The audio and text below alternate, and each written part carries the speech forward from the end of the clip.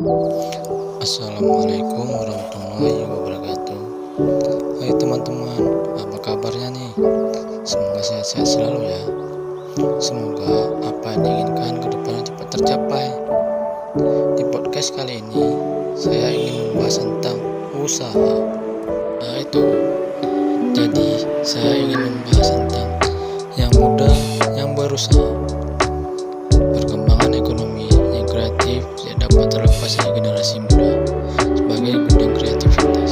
Generasi muda adalah sumber daya produktif yang memiliki ide kreatifnya dapat membuka sebuah usaha atau wirausaha yang juga dapat membantu pemerintah dalam mengurangi tingkat pengangguran dalam angkatan kerja produktif. Semakin banyak anak muda yang berkecimpung dalam dunia wirausaha, produktivitas yang dihasilkan sehingga berdampak pula pada meningkatnya perkembangan ekonomi nasional. Salah satu bentuk kreativitas bisa melalui kewirausahaan. Apa sih itu kewirausahaan? Kewirausahaan adalah kemampuan yang kreatif dan inovatif yang dijadikan dasar, kegiat, dan sumber daya untuk mencari peluang sukses. Memiliki jiwa entrepreneur berarti menurut adanya mental yang mandiri, kreatif, inovatif, dan bertanggung jawab, disiplin yang tidak mudah menyerah, seperti layaknya seorang wirausaha ketika memulai usaha dari bawah. Generasi muda merupakan bagian dari masyarakat yang memiliki tingkat produktivitas yang paling tinggi. Namun, sayangnya kurang dimanfaatkan dengan baik. Hal tersebut karena masih banyaknya generasi muda yang melakukan ataupun terlibat dalam tindak seperti yang pertama pencurian, yang kedua narkoba, yang ketiga tawuran, sampai ke pergaulan bebas. Tentu kita tidak ingin hal itu terus berkelanjutan.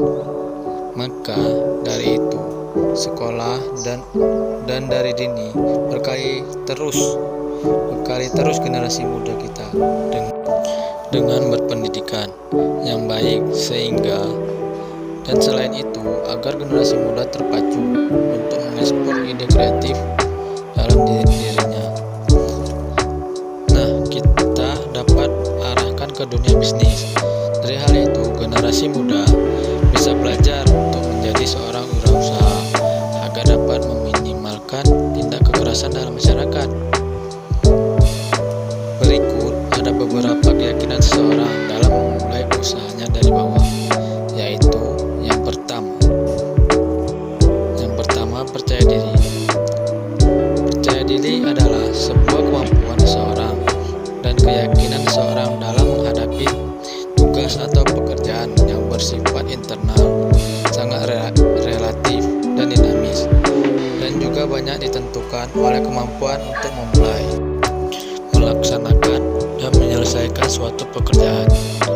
Yang kedua, orientasi atau tugas dan hasil. Orientasi adalah seseorang yang selalu mengutamakan tugas dan hasil.